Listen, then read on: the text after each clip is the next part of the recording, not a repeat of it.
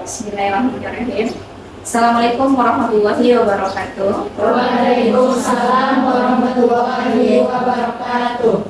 Alhamdulillah, kita sudah dapat berkumpul di ruangan ini.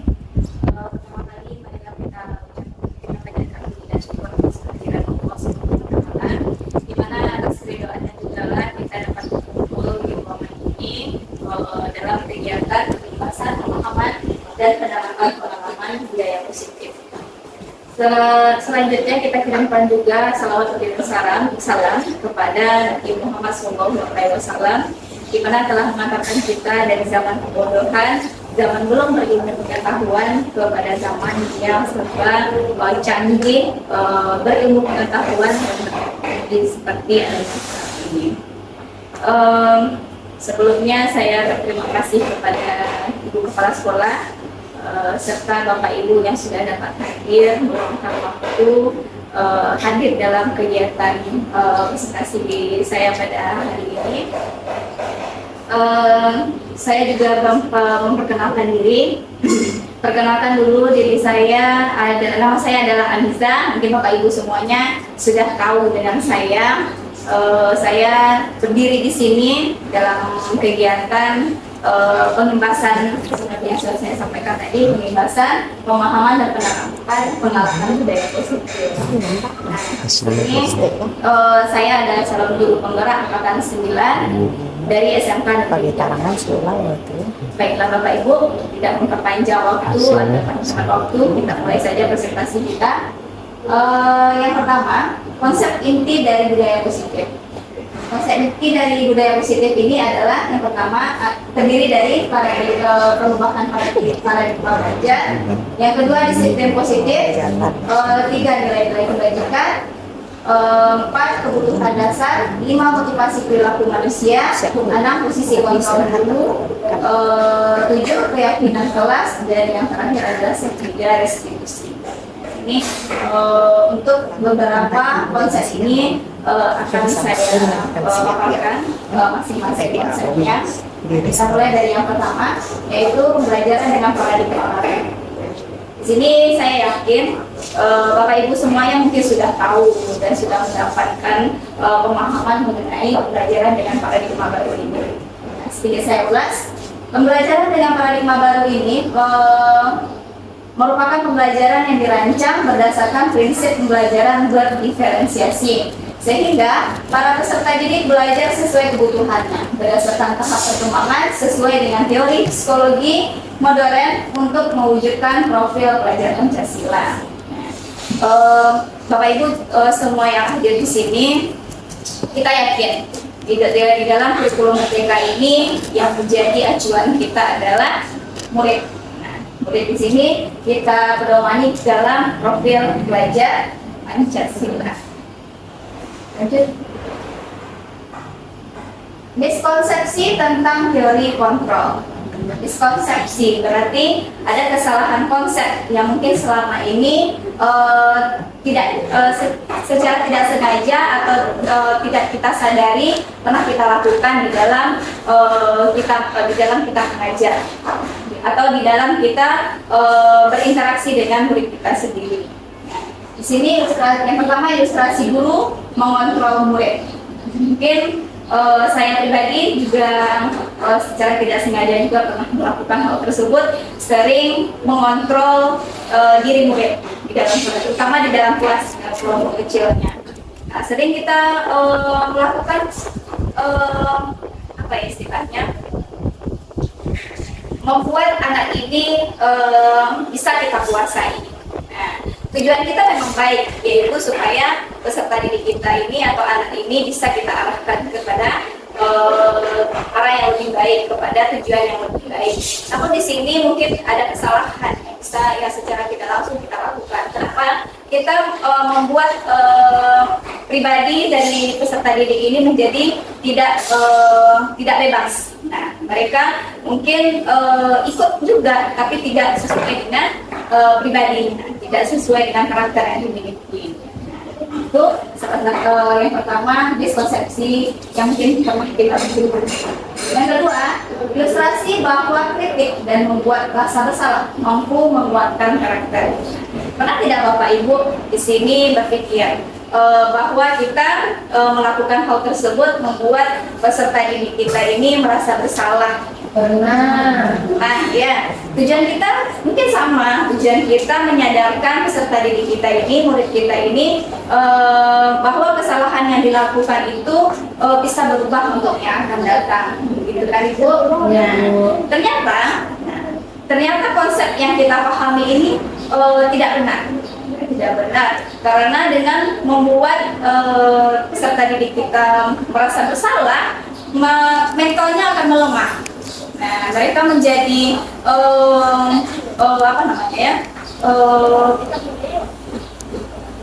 minder atau hanya mengikuti saja apa yang dikatakan oleh guru.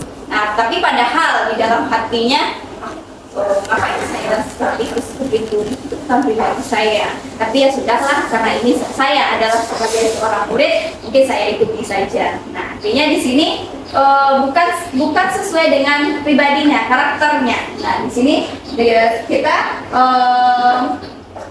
membuat karakter lain dari peserta didik kita tersebut. Nah, kira-kira Bapak Ibu paham dengan maksud yang saya sampaikan tadi?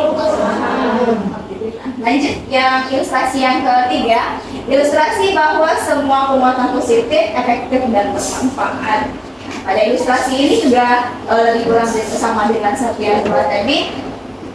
Kita beranggapan setiap hal-hal yang kita lakukan itu positif dan bermanfaat bagi peserta didik kita.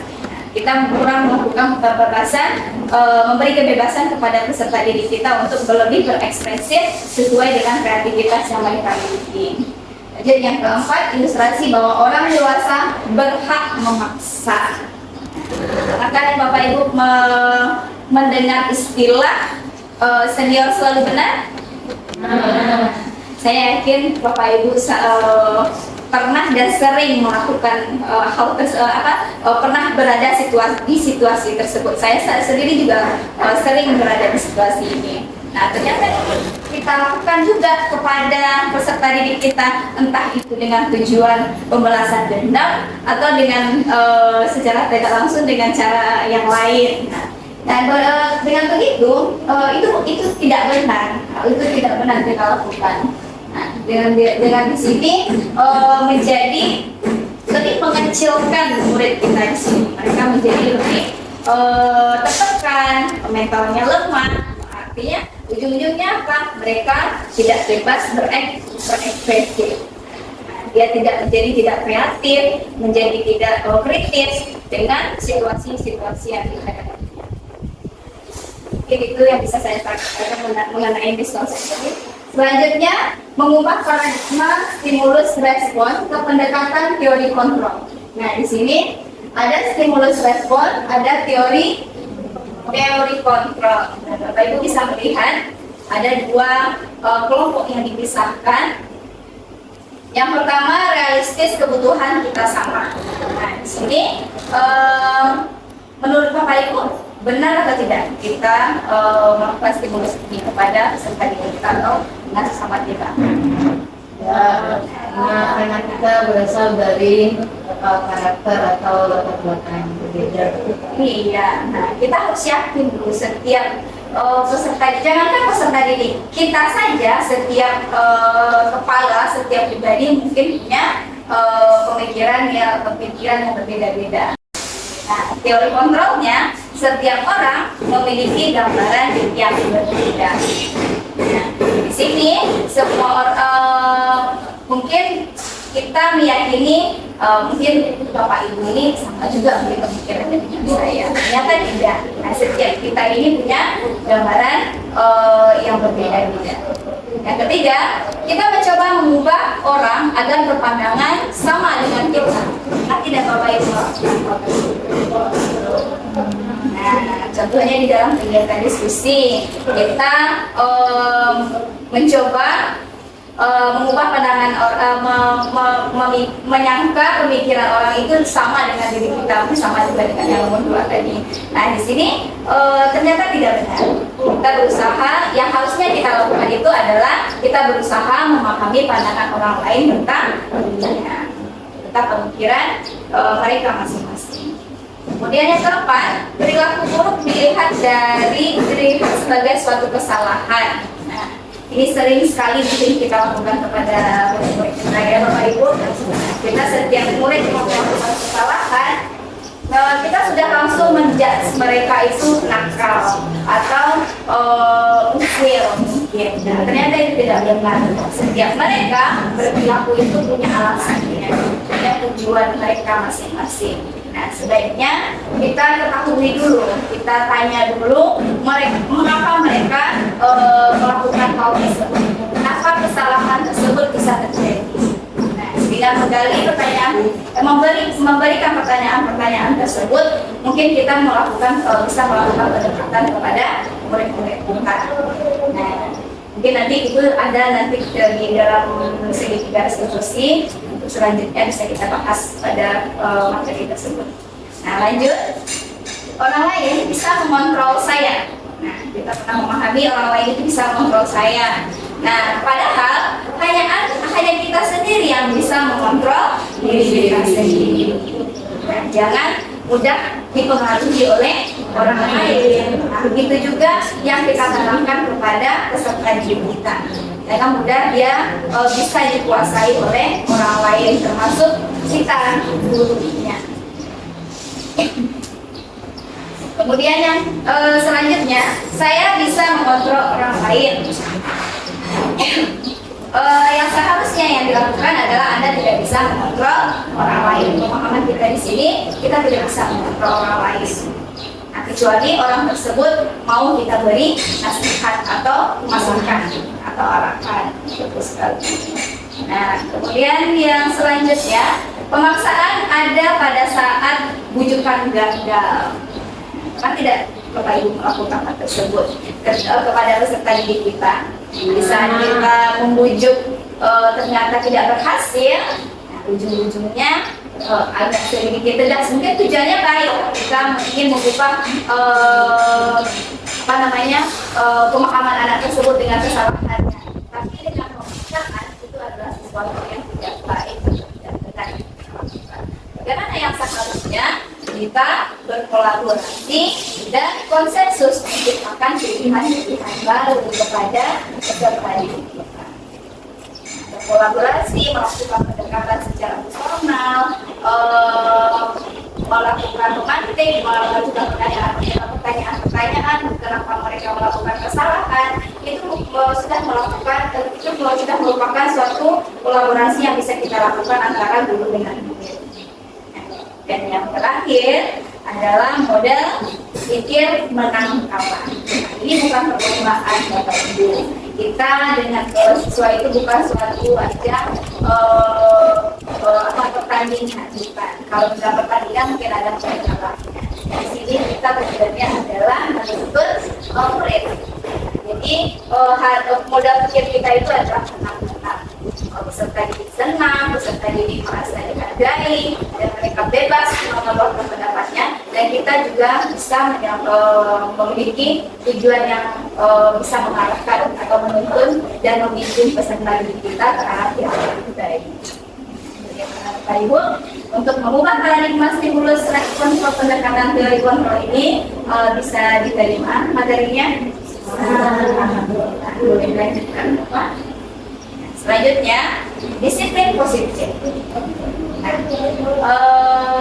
mungkin Bapak Ibu sudah tahu kata disiplin dan positif, dua kata yang memiliki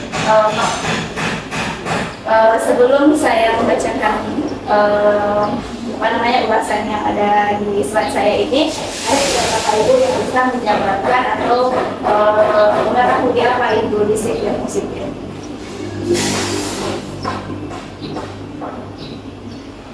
Disiplin aja dulu. Untuk kata disiplin itu kira-kira apa? Peraturan biasanya Peraturan. Ya, Pak, sering kita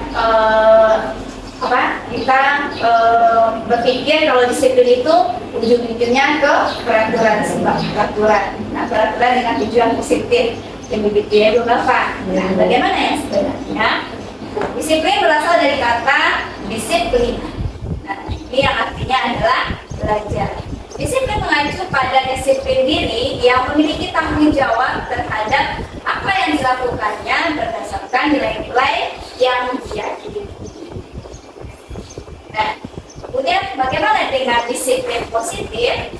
Disiplin positif merupakan salah satu cara penerapan disiplin yang bertujuan untuk menumbuhkan kesadaran serta memberdayakan peserta didik tanpa imbalan penghargaan atau reward, ancaman atau hukuman. Nah, ini yang sebenarnya yang dimaksud dengan disiplin positif.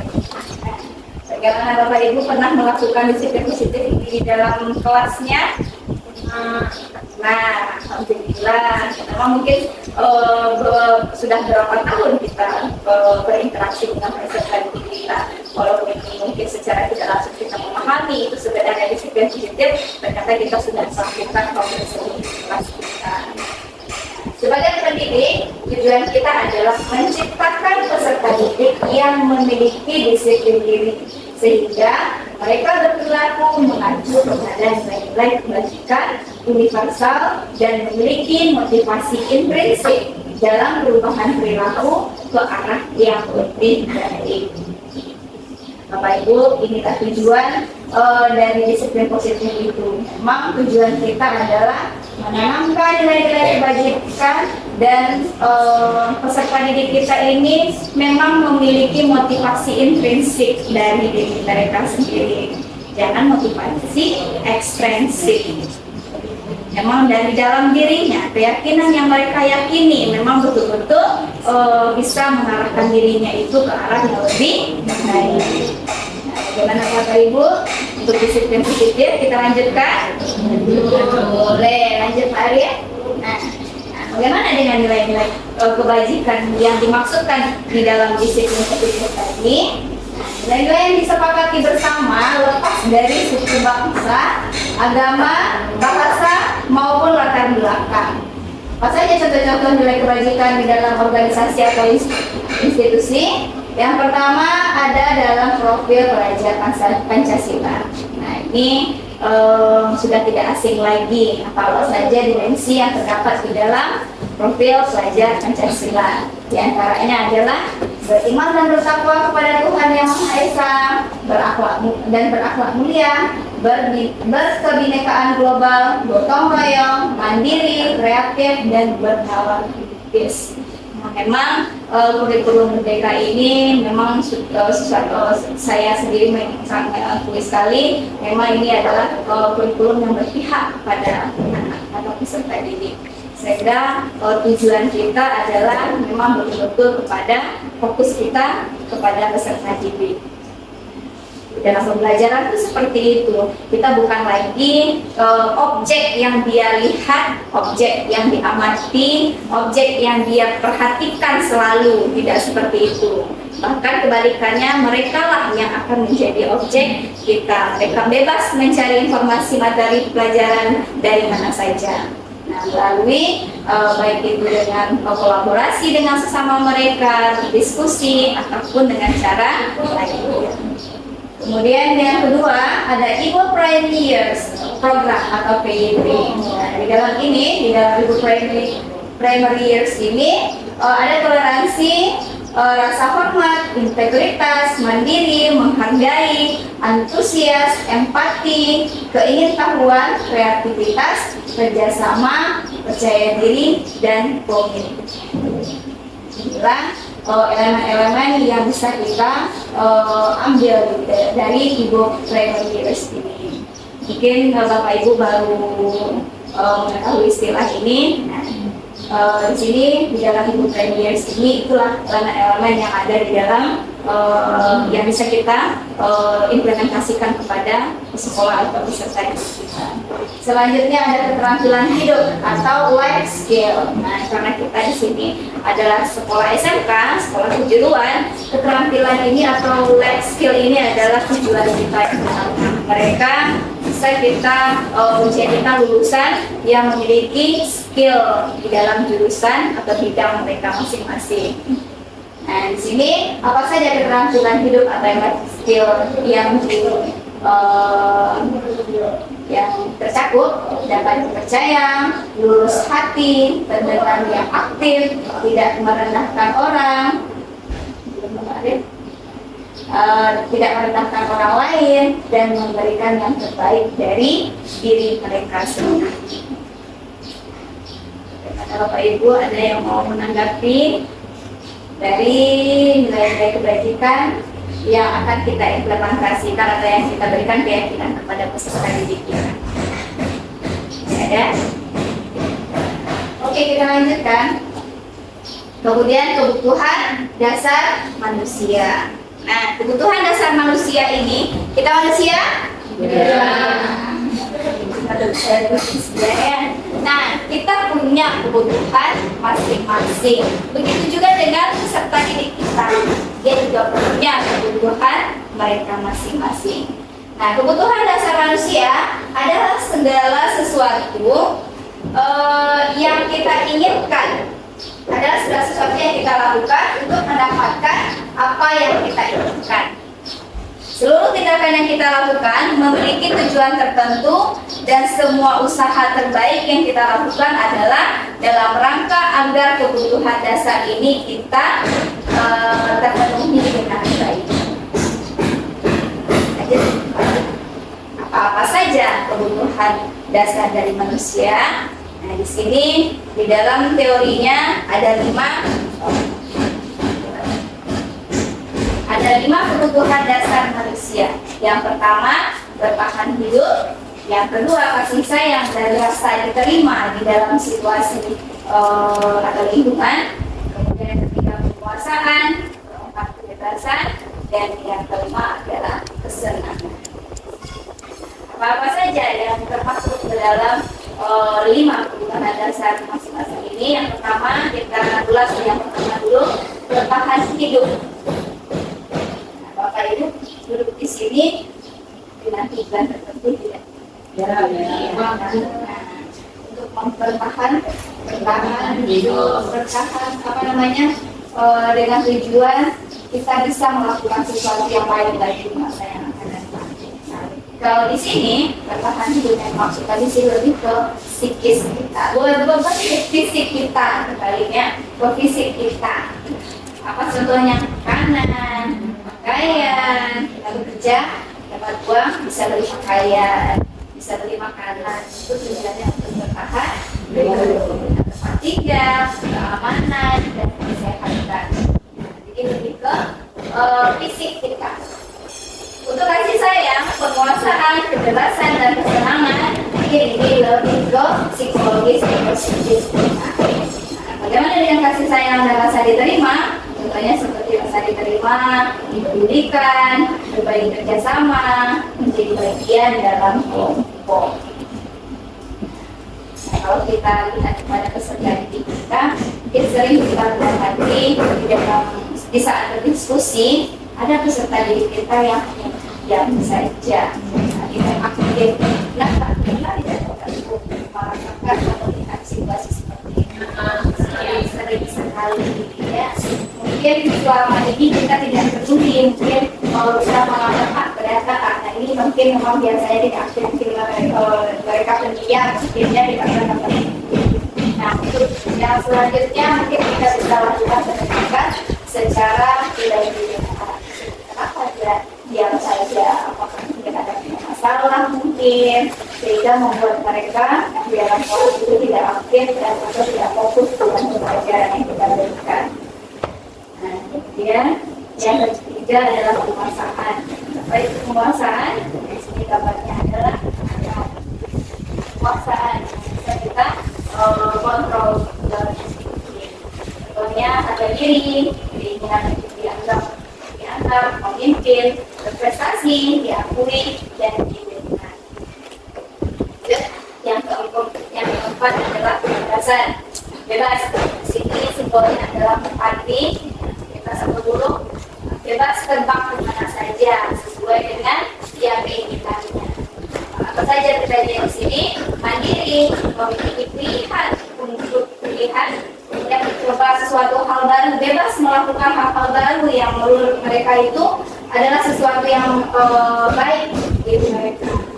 Kemudian mampu mengendalikan dan mengarahkan diri mereka sendiri. Nah, yang terakhir di sini adalah kesenangan. Nah, ini yang sering mungkin kita dapat yang menjadi tujuan kita adalah mencari kesenangan. Apa kesenangannya? Anak-anak kalau peserta didik kita apa kesenangannya? Tentu dengan bermain. Kemudian humoris, nah saling tidak kaku. Ya, saya pribadi, ibu-ibu, mungkin selama ini sebelum saya mengikuti pendidikan PGP ini, saya adalah guru yang agak kaku di dalam kelas. Kenapa?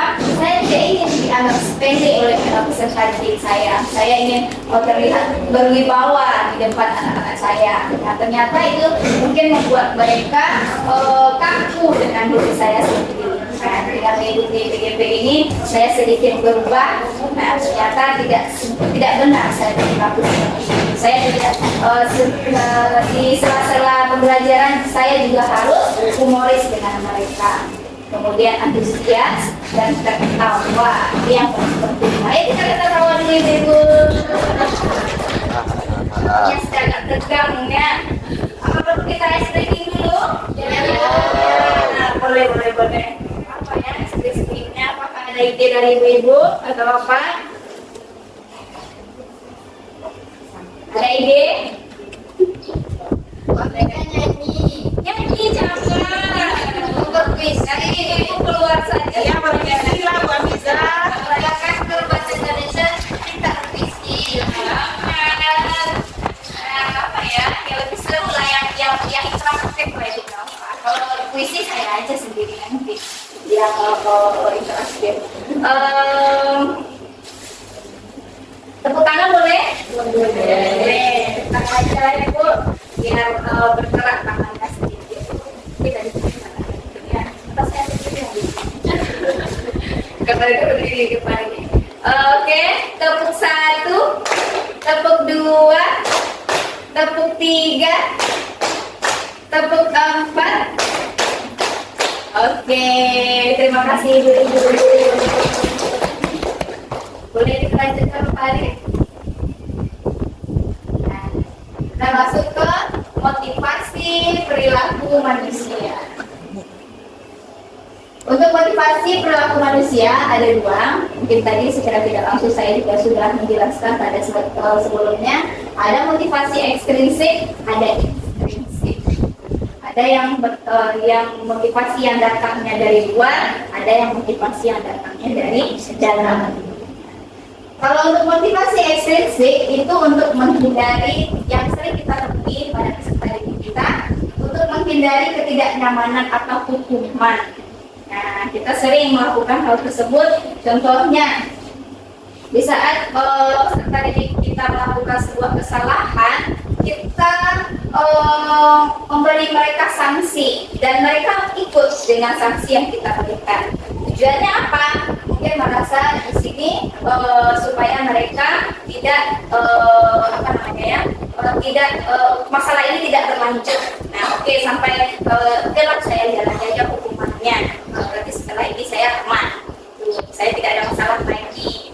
Jadi peserta didik kita merasa seperti itu. Ternyata mereka berpikiran dengan mereka melaksanakan hukuman tersebut, mereka berada di posisi aman. Kedua, untuk mendapatkan imbalan atau penghargaan dari orang lain.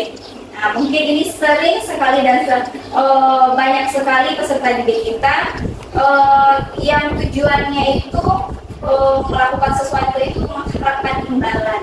Nah, contoh, kita minta tolong misalnya dengan peserta didik kita, tolong antarkan buku ke kelas nak.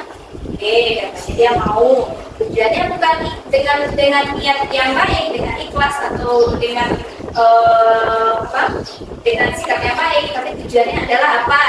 Ya, nanti kalau kita sering-sering mau ibuin, kita bagus. Nanti ibu ini tahu nama kita, nanti tidak langsung kita sering melakukan hal tersebut. Jadi tertanam pada mindset anak kita itu karena kita sering-sering diminta, aktif mungkin maksudnya aktif di dalam konotasi yang seperti itu, mereka mendapatkan sebuah penghargaan. Ternyata ini adalah motivasi eksternal yang tidak baik. Kemudian ada motivasi intrinsik. Inilah motivasi yang kita harapkan ada dalam diri peserta didik kita. Apa itu motivasi intrinsik? Yaitu motivasi untuk menjadi orang yang mereka inginkan, sesuai dengan pribadi yang mereka yakini, dan menghargai diri sendiri dengan nilai-nilai yang mereka percaya. Kalau seandainya peserta didik kita memahami sesuatu yang salah, kita tidak langsung saja jadi tidak benar. Kita berikan pemahaman bagaimana nilai-nilai kebajikan yang sudah kita pahami tadi, untuk mereka yakini dan mereka jadikan itu sesuatu pedoman untuk perubahan di masa yang akan datang. Ibu, itu dia motivasi perilaku manusia. Ada eksternal, ada ekstrinsik, ada intrinsik. Oke, sampai di sini kita lanjutkan Ibu. Oke, lanjut Bapak Arif. Nah, selanjutnya ini dari mungkin dari perilaku motivasi eksternal intrinsik yang kita lakukan tadi. Nah, antaranya adalah hukuman, ada konsekuensi, ada restitusi. Nah, kira-kira mana yang sering Bapak Ibu lakukan di dalam pemecahan sebuah masalah di dalam kelas? Apakah dengan memberi hukuman, apakah dengan konsekuensi, atau dengan melakukan restitusi? Hukumannya Bu ya. Mungkin sering kita melakukan, jika anak salah kita langsung saja memberikan hukuman kepada peserta didik kita. Tujuannya memang baik, supaya untuk yang masa yang akan datang peserta didik kita ini tidak melakukan kesalahan. Nah, di sini untuk hal tersebut sebaiknya kita hindari. Dengan kultur Pancasila kita sadari dan kita pahami bahwa elemen-elemen seperti beriman dan bertakwa kepada Tuhan Yang Maha Esa, dan berakhlak mulia, berkebinekaan global, gotong royong, mandiri, kreatif, dan bernalar kritis ini memang inilah yang kita harapkan ada di dalam diri peserta didik kita. Kemudian konsekuensi ada Ibu Prima Pierce, ada toleransi, rasa hormat, integritas, mandiri, menghargai, antusias, empati, keingintahuan, kreativitas, kerjasama, percaya diri, dan komitmen. Dan yang terakhir, yang ketiga ada restitusi. Nah, seperti yang tadi saya sudah sampaikan juga, sudah saya berikan juga ulasan ini. Nah, di dalam keterampilan hidup atau life skill ada dapat dipercaya, tulus hati, pendengar yang aktif, tidak merendahkan orang lain, dan memberikan yang terbaik untuk diri kita sendiri. Inilah yang kita harapkan ada di dalam diri peserta didik kita. Oke, baik. Nah, di posisi kontrol. Kita sebagai pendidik tentu harus tahu posisi kita di saat ada masalah itu harus berdiri di mana.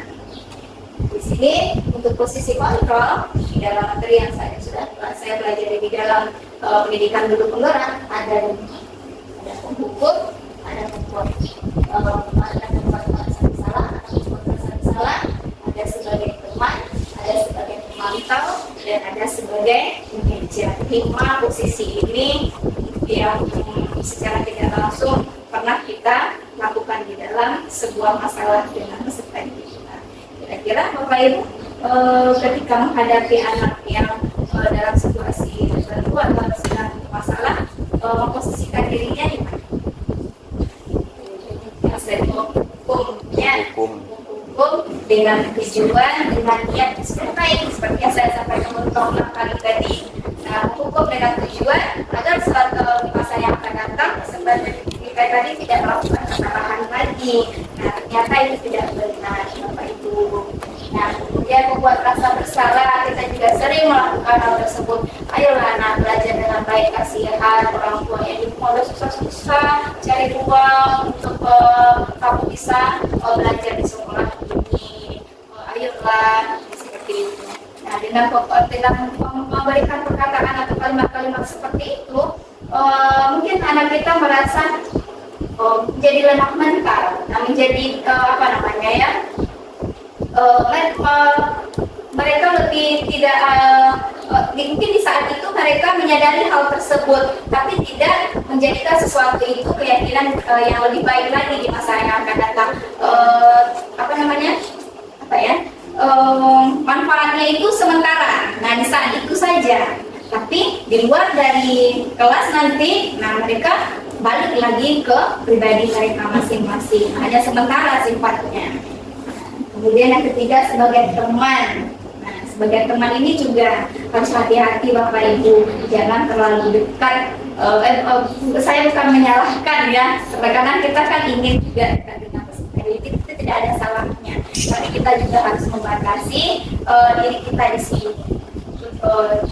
Mengontrol diri kita, posisi kita di sini adalah sebagai pendidik, sebagai guru, bukan teman mereka. Jadi kita juga dalam berkomunikasi juga harus seperti itu, jangan terlalu agresif atau bagaimana kepada peserta didik kita. Kemudian sebagai pemantau, nah pemantau ini juga hanya melihat-lihat saja, tapi tidak melakukan tindakan. Terakhir ada manajer. Nah, inilah posisi yang memang diharapkan ada pada diri kita sebagai pendidik, menjadi pemimpin, baik itu dalam kelas ataupun untuk diri kita sendiri dalam lingkungan sekitar kita. Bagaimana manajer di dalam untuk diri kita kepada peserta didik, menjadikan kita seorang yang pemimpin yang bisa membimbing, menuntun peserta didik kita ini untuk menjadi pribadi yang lebih baik. Itu dia Bapak Ibu, posisi kontrol dulu ada 5: hukum, membuat kesalahan, teman, pemantau, dan manajer. Bagaimana Bapak Ibu, ada yang menanggapi untuk 5 posisi kontrol ini? Atau yang tidak setuju mungkin kalau kita lakukan tersebut, nanti mungkin kalau kita tidak lakukan hukuman, kita tidak berikan hukuman kepada peserta didik kita, minggu depan dia melakukan hal yang sama, contohnya terlambat datang ke sekolah atau memakai sepatu yang berbeda dari yang seharusnya. Nah, minggu depan dia melakukan hal yang sama lagi. Mungkin kita berpikir seperti itu. Nah, Bapak Ibu bagaimana? Ya Bu, kita kan memberikan hukuman pada siswa itu bahkan sampai ada efek jerah, supaya mereka tidak mengulangi kesalahannya.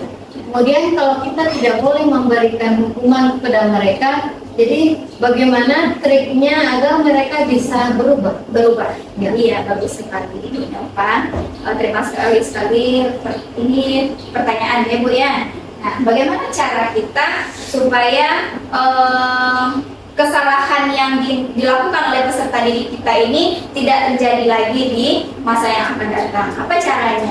Nah, dengan melakukan restitusi. Restitusi tadi itu kita melakukan pendekatan kepada siswa kita ini, menanyakan kenapa, apa alasan peserta didik kita ini datang terlambat ke sekolah. Mungkin masalahnya banyak, yang ada datang dari rumah, mungkin tidak ada motor, mungkin tidak ada yang mengantar ke sekolah, atau yang lebih sering sekali alasan yang sering saya dengar itu adalah bensin habis, lalu ngantri di SPBU. Itu sering sekali alasannya, apalagi anak laki-laki. Itu alasan yang sangat ampuh sekali yang diberikan. Nah, untuk itu kita berikan solusinya. Kita kolaborasi dengan mereka, kira-kira untuk menghindari kesalahan ini di masa yang akan datang, apa pemecahan masalah yang bisa kita lakukan. Nah, mungkin peserta didik kita nanti bisa menemukan menemukan solusi dari permasalahannya. Baik Bu, mungkin nanti saya kalau pagi berangkat sekolah, malam saya sudah memastikan motor saya sudah ada bensinnya.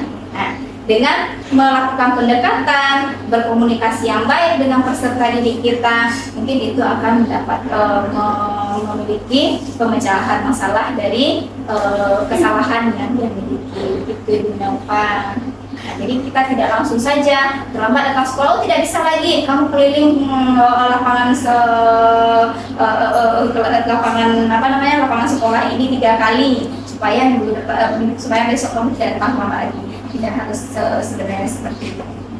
Nah, begitu justru membuat mungkin alasan yang tadi sudah tergesa-gesa datang ke sekolah tadi karena BC memang tidak ada, tambah lagi dengan hukuman fisik yang diberikan kepada peserta didik kita. Jadi mereka lebih lemah mental, tertekan. Bagaimana itu Nelva? Kira-kira begitu solusi yang bisa saya berikan.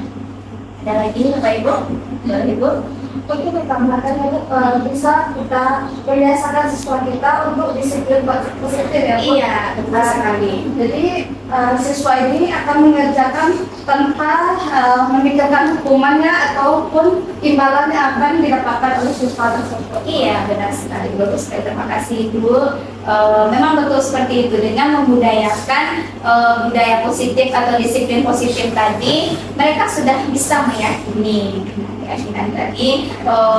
Kita harus bisa menanamkan keyakinan baik tersebut kepada diri mereka bahwa dengan datang terlambat itu tidak harus diberi hukuman, atau dengan rajin datang tepat waktu itu mengharapkan sebuah reward ya Bu ya. Nah, itu jangan sampai mereka berpikir seperti itu. Jadikan apa yang mereka yakini itu memang baik untuk mereka di masa yang akan datang, tidak hanya untuk saat mereka sekolah saja, tapi juga baik untuk di masa yang akan datang, baik mereka di dunia kerja. Nah, disiplin datang ke sekolah itu kan penting.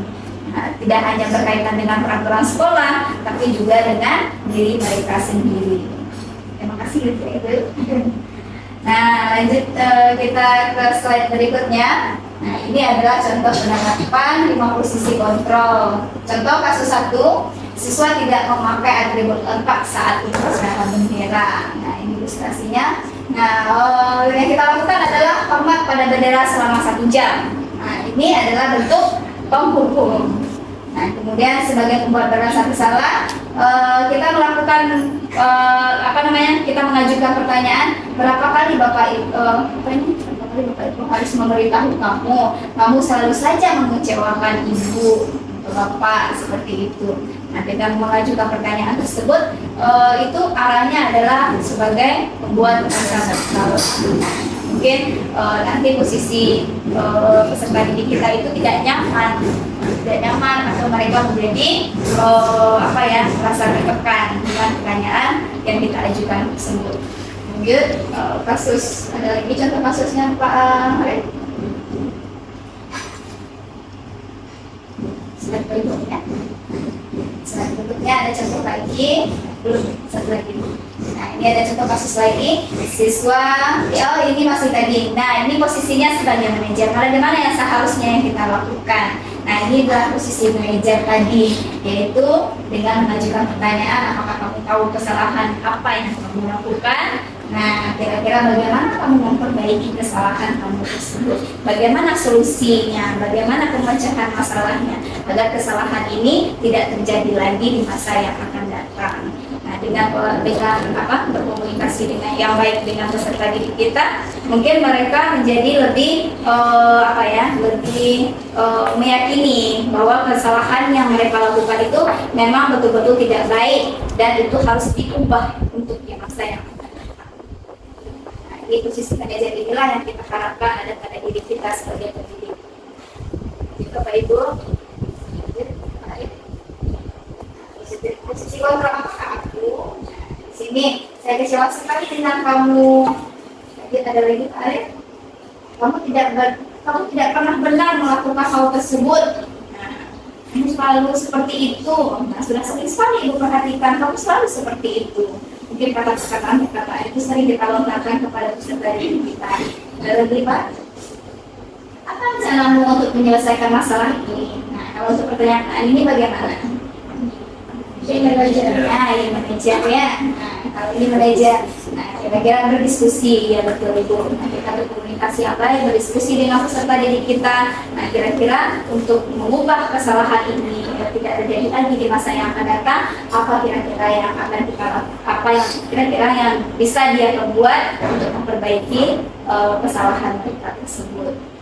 Nah, ayolah lakukan dari Bapak Ibu. Kalau ini bagaimana? Posisi apa? Ayolah lakukan demi Bapak Ibu ya. Posisi firmannya. Jadi ada lagi, kamu tidak pernah mendapatkan nilai jika tidak mengerjakan tugas. Ini posisi kontrol.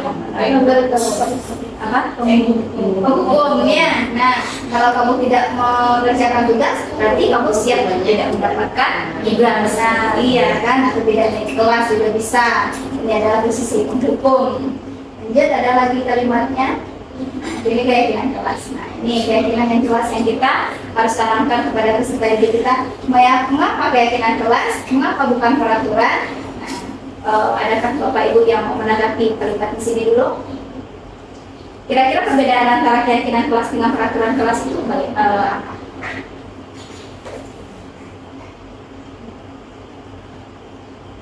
Apakah sama maksud dari keyakinan kelas dengan peraturan kelas? Beda ya Bapak Ibu. Nah, kira-kira bedanya apa? Bisakah Bapak Ibu memberikan penjelasannya? Boleh Pak. Menurut saya keyakinan itu lebih ke berdiskusi dulu untuk mendapatkan suatu aturan gitu. Iya.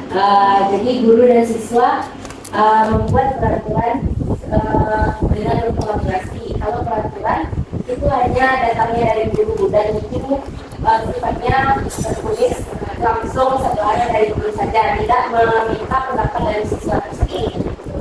Ada lagi tanggapan dari Bapak Ibu yang lainnya? Ada yang punya pendapat yang berbeda mungkin? Betul seperti yang sudah dijelaskan oleh Ibu Pak tadi. Nah, keyakinan kelas dengan peraturan kelas. Keyakinan berarti kita harus menanamkan dulu kepada peserta didik kita mengenai keyakinan kelas yang akan kita sepakati. Biasanya sebelum awal pembelajaran, kalau saya pribadi, nah sebelum awal semester, mungkin itu berlakunya untuk satu semester ya. Kalau awal semester saya melakukan kesepakatan dulu dengan peserta didik saya. Misalnya, kira-kira bagaimana Ananda untuk kenyamanan kelas kita di dalam belajar satu semester ini, apa yang bisa kita sepakati? Nah, seperti itu. Kita memantik dulu, memberikan pertanyaan tersebut kepada peserta didik kita, sehingga peserta didik kita mungkin punya banyak ide bagaimana terciptanya PBM yang nyaman dan yang menyenangkan menurut mereka masing-masing. Nah, nanti kita mungkin dari banyak 30 siswa ini, mungkin 30 keyakinan juga yang akan dimunculkan oleh peserta didik kita. Tapi mungkin tidak semuanya yang kita lakukan. Kita sepakati dulu di antara yang 30 ini mungkin ada yang sama pendapatnya. Nah, dari hal tersebut kita jadikan itu sebagai keyakinan yang bisa kita lakukan di dalam kelas. Nah, dan mereka harus yakin untuk melakukan hal tersebut di dalam proses belajar mengajar. Nah, bagaimana dengan peraturan? Nah, kalau peraturan betul sekali seperti yang disampaikan oleh Bu Upa, itu hanya satu arah. Kita saja yang memberikan suatu aturan kepada peserta didik kita. Nah, artinya di dalam kata aturan ini, mereka harus ikut apa yang disampaikan, apa yang dibuat oleh guru mereka. Nah, akhirnya apa? Mau tidak mau, suka tidak suka, mereka harus mengikuti aturan tersebut. Nah, jadi ujung-ujungnya apa? Terjadilah posisi sebagai penghukum. Nah, posisi sebagai pembuat rasa bersalah. Nah, karena mereka tidak melakukan aturan yang sudah diberikan oleh guru mereka sendiri. Jadi itu dia untuk keyakinan kelasnya. Jadi memang seharusnya kita di dalam kelas itu menanamkan keyakinan kelas yang bisa kita sepakati antara guru dengan murid atau peserta didik. Lanjut Pak Arif. Nah, ini pembentukan keyakinan kelas yang bisa kita lakukan bisa bersifat abstrak berupa pernyataan universal, kemudian dibuat dalam pernyataan positif, kemudian sedikit saja agar mudah diingat. Nah, ini yang pentingnya, tidak perlu panjang-panjang kalimatnya, ya pendek tapi mereka yakin dan mereka ingat. Nah, kemudian yang kelima, sesuai dengan kondisi kelas dan sekolah sehingga mudah diterapkan. Nah, karena kita di sini SMK punya banyak jurusan, tentu setiap kelas itu punya prinsip kelas yang berbeda-beda atau jurusan yang mereka seperti TKJ mungkin mereka sering belajar di ruang praktek misalnya kelasnya. Nah, kita juga harus menyesuaikan dengan situasi kelas mereka. Kemudian yang keenam, semua warga sekolah atau warga kelas tentu saja dengan dilibatkan saat membuat keyakinan kelas. Nah, kalau kita di dalam kelompok kecil di dalam kelas kita tentu harus melibatkan semua peserta didik yang ada di dalam kelas kita.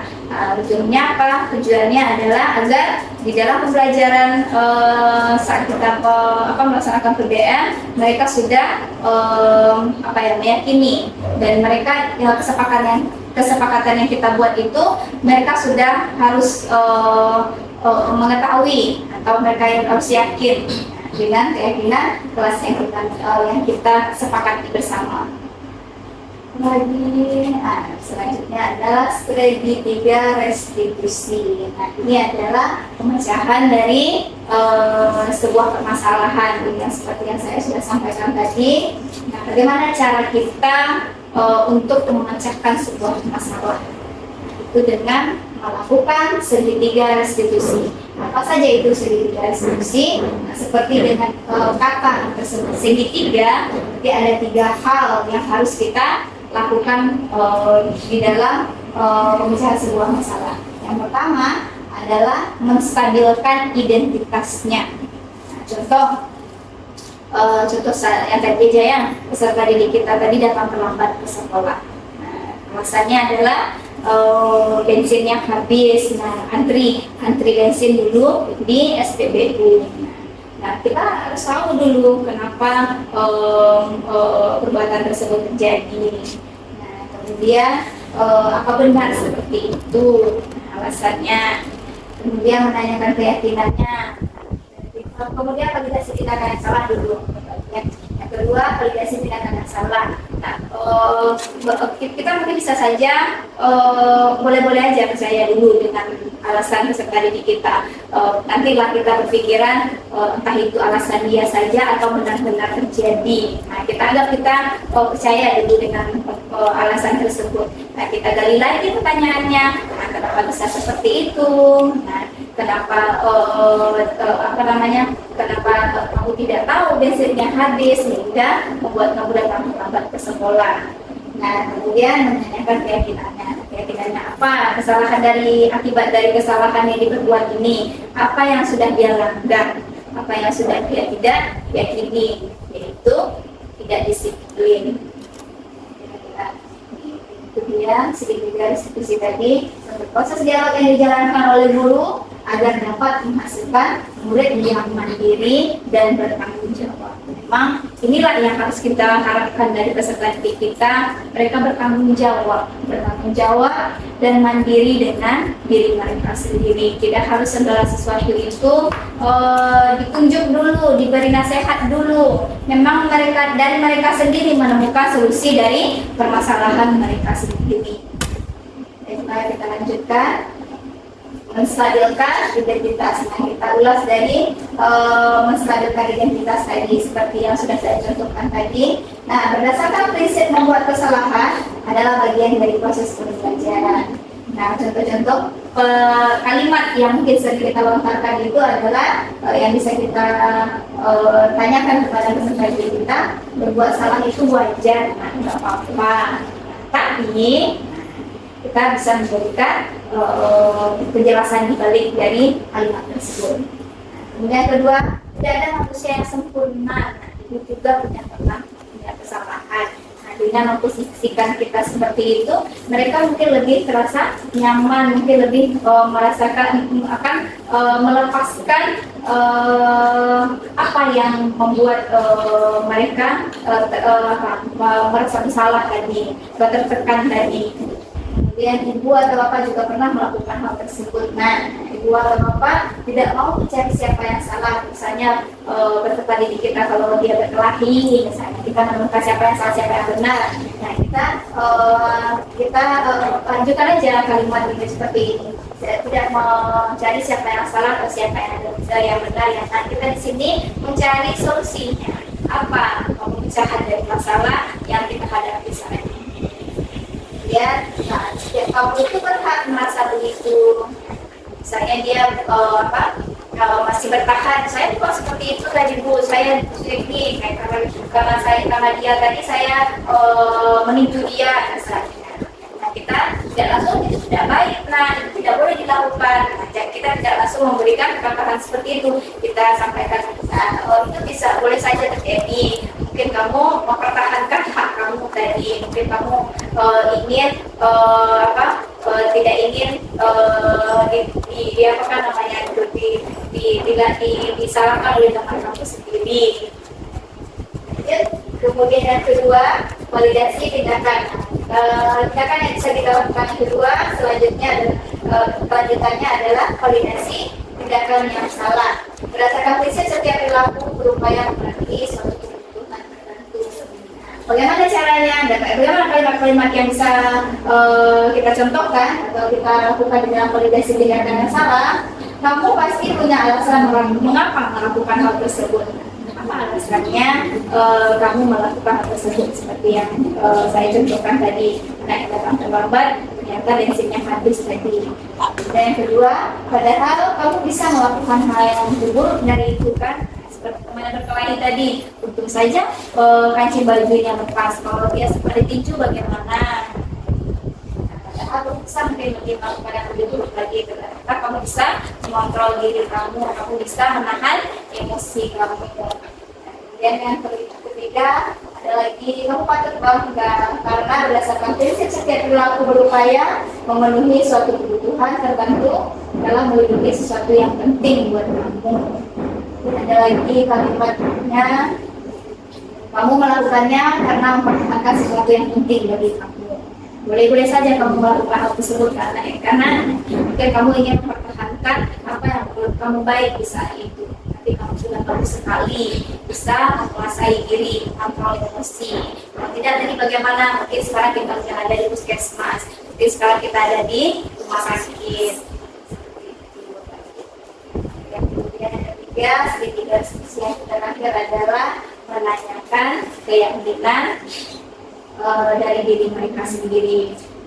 Yang sebelumnya kita mungkin sudah menanamkan nilai-nilai kebajikan. Nah, di sini berdasarkan prinsip teori kontrol bahwa pada dasarnya kita termotivasi secara intrinsik. Menanamkan pada diri peserta didik kita ini motivasi intrinsik lah yang harus yang harus ada di dalam diri mereka. Yang kita harapkan ada di dalam diri mereka.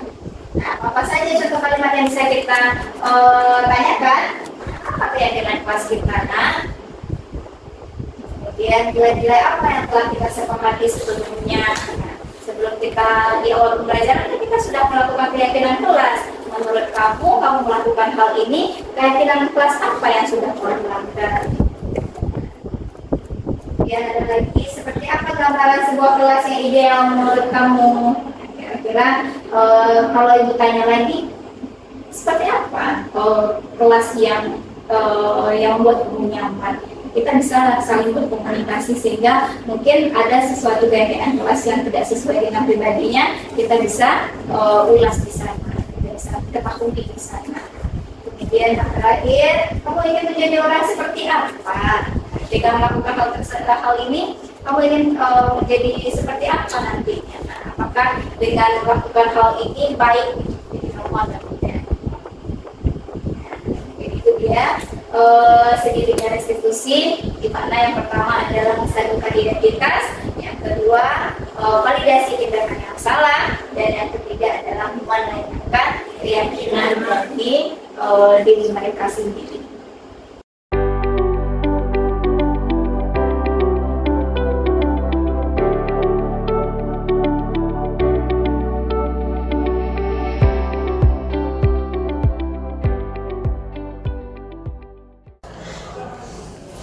Selamat siang, Diva.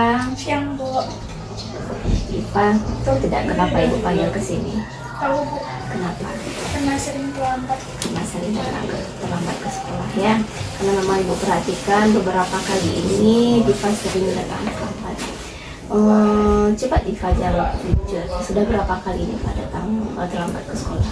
Udah 3 kali, Bu. Sudah 3 kali, berarti udah termasuk seringnya nak ya. Nah, menurut Diva datang terlambat ke sekolah itu merupakan suatu pelanggaran tidak? Atau kesalahan tidak? Iya ya. Nah, Diva, berbuat kesalahan itu memang manusiawi, namun jika kita harus belajar dari kesalahan tersebut dan berusaha untuk memperbaiki masalah kita ini. Diva setuju? Setuju, Bu. Iya. Diva, sekarang kita cari solusinya bersama. Diva sering datang terlambat ini pasti ada alasannya. Kalau Ibu boleh tahu, kenapa Diva sering datang terlambat ke sekolah? Karena malam hari Diva begadang, Bu, sambil main HP. Main HP? Memang itu masalahnya ya. Main HP sampai larut malam, sehingga pagi telat bangunnya. Menurut Diva, keyakinan kelas apa yang sudah Diva langgar di sini? Disiplin, Bu. Disiplin, iya. Nah, disiplin itu penting tidak menurut Diva? Penting, Bu. Disiplin itu bisa bikin Diva datang tepat waktu dan juga bisa menghargai waktu serta menghargai diri sendiri. Iya, betul sekali. Menghargai waktu tersebut itu adalah sangat penting. Karena selain menghargai diri kita sendiri, kita juga bisa menghargai orang lain tentunya. Iya, Bu. Diva menyesal sering datang terlambat, Bu. Diva janji gak akan terlambat lagi. Maaf ya, Bu. Nah, baiklah Diva, Ibu sangat senang sekali Diva sudah menyesali perbuatan Diva, dan Diva juga sudah minta maaf ke Ibu. Lalu apa yang bisa Diva lakukan supaya Diva tidak datang terlambat lagi ke sekolah? Diva akan tidur lebih awal, Bu, sehingga tidak terlambat bangun dan tidak terlambat datang ke sekolah. Baiklah. Nah, oke Diva, berarti sekarang kita sudah menemukan solusi dari permasalahan Diva ini. Semoga kejadian ini tidak terulang lagi dan Diva mengurangi bermain HP di malam hari ya nak ya. Sekarang Diva boleh kembali ke kelas. Silahkan melanjutkan mata pelajaran berikutnya. Terima kasih, Bu. Iya, sama-sama Diva. Assalamualaikum warahmatullahi wabarakatuh. Nama saya Diva Zamarzaini, kelas 10 animasi. Terima kasih Ibu Guru, saya senang sekali diajak diskusi dengan Ibu Guru untuk menemukan solusi atas kesalahan yang telah saya lakukan. Saya tidak akan bergadang lagi supaya tidak terlambat lagi datang ke sekolah. Terima kasih. Assalamualaikum warahmatullahi wabarakatuh. Revan, Ibu lihat beberapa kali ini di jam mata pelajaran Ibu, Revan sering main game. Kenapa Revan lakukan itu, nak? Ya, maaf Bu. Tadi saat pelajaran bahasa Indonesia Rifan bosan di kelas Bu. Makanya Rifan main game tadi di kelas Bu. Betul, itu saja alasannya. Apa ada yang lain? Rifan sebenarnya juga tidak bermaksud bermain game tadi Bu. Tapi Kenapa? Rifan diajak mabar oleh teman kelas sebelah yang sedang jam pelajarannya kosong tadi Bu. Ikut main mabar ya. Apakah menurut Revan perbuatan Revan ini ada tidak akibatnya? Ada Bu. Apa akibatnya? Rifan mendapatkan masalah. Revan mendapatkan masalah, karena itu Revan Ibu panggil ke sini ya nak ya. Nah, baiklah, Ibu di sini bukan mencari siapa yang salah. Ibu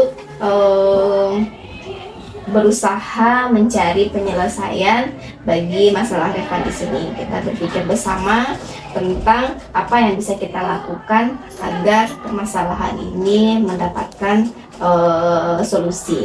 Nah, Revan pasti yang melakukan ini ada alasannya, bukan? Iya Bu. Iya. dengan bermain game online, game mabar ya, apa namanya, mabar ya. Nah, dengan bermain itu pasti merasa senang dan bisa menghilangkan kebosanan di dalam kelas ya, betul? Iya. Nah, Ibu bisa melihat tadi dari keseruan Revan bermain game, terlihat bahwa Revan bisa menghilangkan kebosanan Revan tersebut. Nah, tapi di sini dengan Revan bermain game itu dapat merugikan orang lain dan diri Revan sendiri. Nah, apa yang merugikan orang lain dengan bermain game tadi? Suara game yang dikeluarkan dari HP Revan itu mengganggu teman di sebelah Revan dalam belajar. Betul tidak? Iya, Bu. Iya. Nah, sekarang kita berbicara mengenai keyakinan kelas. Nah, apa yang bisa Revan percaya dan mana yang belum Revan tunjukkan dari keyakinan kelas tersebut? Kita harus saling menghormati, Bu. Iya, saling menghormati. Nah, alhamdulillah Revan masih ingat dengan keyakinan kelas kita tersebut, yaitu dengan kita saling menghormati dan menghargai. Nah, sekarang kita kembali lagi mereview kembali pada saat Revan bermain game di kelas tadi. Nah, apakah Revan berusaha menghormati teman yang belajar di dalam kelas tadi? Tidak, Bu. Tidak. Nah, dengan Revan bermain itu tentu memancing atau mengganggu teman sekelas Revan di dalam belajar. Betul tidak? Iya, Bu. Nah, tapi Revan di sini mendapatkan kesenangan? Tidak. Hah? Betul tidak? Senang tidak bermain game tadi? Iya, Bu. Iya, iya. Nah, kalau menurut Ibu, untuk mencari kesenangan itu kita bisa melakukannya dengan banyak cara. Nah, tanpa kita harus merugikan orang lain dan juga merugikan diri kita sendiri. Nah, dengan bermain game tadi, yang pertama kita merugikan orang lain, kemudian kita juga merugikan diri kita sendiri. Kita tidak bisa mengikuti pembelajaran dengan baik, betul bukan? Iya, Bu. Iya. Nah, sekarang bagaimana menurut Revan? Apakah kita akan mencari keyakinan kelas yang lain? Iya, Bu. Iya. Nah, di sini kita akan berusaha untuk memindahkan keyakinan tersebut. Nah, apakah Revan setuju untuk memperbaiki kesalahan Revan ini? Setuju, Bu. Iya. Sekarang mari kita berusaha dan selalu untuk memindahkan keyakinan kelas kita tadi. Nah, dan apakah kamu setuju dengan keyakinan kelas tadi untuk memperbaiki kesalahan tadi? Ya, Bu. Revan minta maaf kepada Ibu dan teman-teman sekelas untuk berjanji tidak mengulangi lagi, Bu. Sekali lagi Revan minta maaf, Bu. Baiklah, permintaan maaf Revan Ibu terima. Nah, silahkan sekarang Revan kembali ke kelas dan sampaikan permintaan maaf Revan tadi kepada teman-temannya, nak ya. Nah, silahkan lanjutkan kembali pembelajaran berikutnya. Baik, Bu. Saya kembali ke kelas dulu, Bu. Terima kasih, Bu. Ya, terima kasih Revan. Ya, Bu. Assalamualaikum warahmatullahi wabarakatuh. Nama saya Revan Yakbar dari kelas 10 animasi. Saya sangat senang belajar dengan Bu Amiza karena Ibu selalu mengajarkan tentang kedisiplinan dan saling menghargai sesama teman di dalam kelas.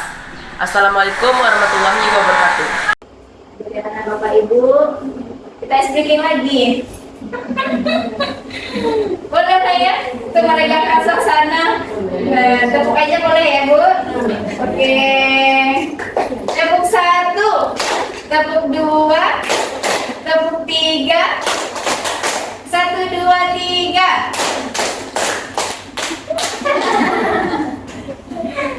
Oke, Bu, itulah dia presentasi saya mengenai paradigma tadi, Bu, Budaya positif. budaya positif ya, Bu. Nah, ini sebagai penutup dari saya dalam penerapan program disiplin positif, hendaknya guru memiliki standar kepribadian profesional dan sosial yang baik, di mana guru mampu merefleksikan dirinya dalam posisi kontrol saat ini. Bagaimana perjalanan dirinya sebagai AMO atau manajer di dalam yang menuntun murid-muridnya menjadi insan yang mandiri, merdeka, bertanggung jawab sesuai dengan standar nasional pendidikan di Indonesia. Nah, begitu Bapak Ibu hasil presentasi saya mengenai Boleh dibuka tadi ya, slide pertama tadi Pak Arif.